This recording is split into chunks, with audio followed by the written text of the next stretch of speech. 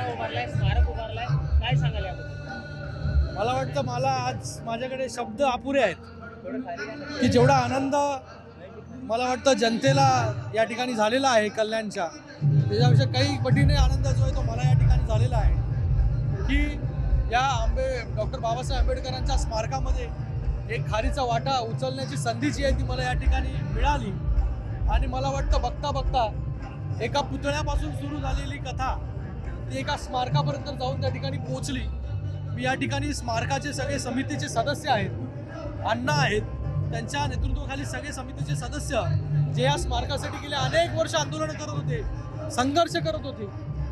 अनेक लोकांनी, लाखो लोकांनी डॉक्टर बाबासाहेब आंबेडकरांचं स्मारक या ठिकाणी झालं पाहिजे हे स्वप्न पाहिलं. ते स्वप्न आज पूर्ण झालं. त्या ठिकाणी भव्य दिव्य पुतळ्याचं अनावरण या ठिकाणी झालं. काही दिवसानंतर जे आहे हे नॉलेज सेंटर जे खाली आहे त्याचं देखील इनॉग्रेशन त्या ठिकाणी होईल.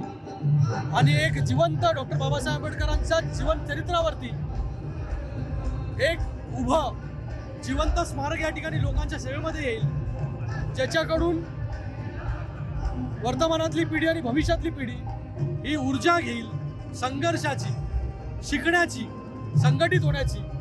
आणि मला वाटतं डॉक्टर बाबासाहेब आंबेडकरांनी जो संघर्ष केला तो संघर्ष पूर्ण जे आहे हा स्मारक जो आहे हा रोज त्याची साक्ष जी आहे ती या ठिकाणी देत राहील. असं हे स्मारक या ठिकाणी उभं राहिलेलं आहे.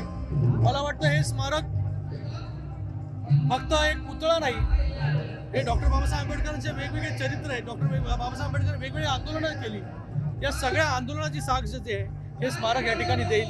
मी सगळ्या कल्याणकरांचे या ठिकाणी धन्यवाद व्यक्त करतो. माननीय मुख्यमंत्री महोदयांचे या ठिकाणी धन्यवाद व्यक्त करतो की त्यांनी जेव्हा UD मिनिस्टर होते तेव्हा त्यांनी निधी तो त्या ठिकाणी दिला आम्हाला. आम्ही 50 लाखाचं स्वप्न पाहिलं होतं, 5 लाखाचं पाहिलं, ते जाऊन 21 कोटीवरती, 5 कोटीचं पाहिलं 21 कोटीवरती. हा 21 कोटी जो आहेत या स्मारकासाठी उपलब्ध झालेले आहेत. आणि या स्मारकाच्या माध्यमाने बाबासाहेब आंबेडकरांच्या वरची लायब्ररी, त्यांच्या जीवनचरित्रावरचे सगळे पुस्तकं जे आहेत ते लायब्ररीमध्ये असतील. होलोग्राफिक बाबासाहेब आंबेडकर त्या ठिकाणी असतील, जेणेकरून आपल्याशी डॉक्टर बाबासाहेब आंबेडकर संवाद साधताय हा भास त्या ठिकाणी होईल. ऑडिओ व्हिज्युअल त्या ठिकाणी असणार आहे, लाईट शो या ठिकाणी असणार आहे. म्हणजे बाबासाहेब आंबेडकरांचं चरित्र पुढे घेऊन जात असताना टेक्नॉलॉजीचा पूर्णपणे वापर जो आहे तो या ठिकाणी आपण करतोय, जेणेकरून प्रत्येक वयोगटातील लोकांना जे डॉक्टर बाबासाहेब आंबेडकर कोण होते, काय होते, त्यांचा संघर्ष काय हा त्यांच्यापर्यंत पोहोचेल. हा एक छोटासा प्रयास आमचा त्या ठिकाणी होता. आज तो प्रयास जो आहे तो त्या ठिकाणी फळाला आला. आज या ठिकाणी भव्य दिवस स्मारक या ठिकाणी उभं राहिलेलं आहे.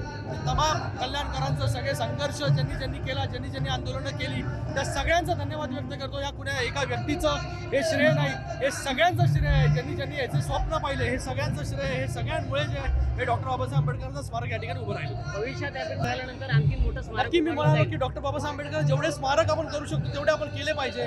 कारण की डॉक्टर बाबासाहेब आंबेडकर एका कुठल्या जाती धर्माचे त्या ठिकाणी नव्हते. आज आम्ही ज्या ठिकाणी उभे आहोत हे डॉक्टर बाबासाहेब आंबेडकरांमुळेच आम्ही त्या ठिकाणी आहोत. तर डॉक्टर बाबासाहेब आंबेडकरांचे जेवढे स्मारक आम्ही करू शकलो तेवढे स्मारक त्या ठिकाणी कमी आहेत. कारण की संविधान ज्यांनी लिहिला, ज्या संविधानावरती पूर्ण देश हा चालतो, ज्या संविधानामुळे आम्ही सगळे लोक आहोत, ज्या संविधानामुळे प्रत्येकाला त्याचा अधिकार मिळाला आहे, अशा महामानवाचं स्मारक जेवढे होतील तेवढे कमी आहेत. ABP माझा, उघडा डोळे बघा नीट.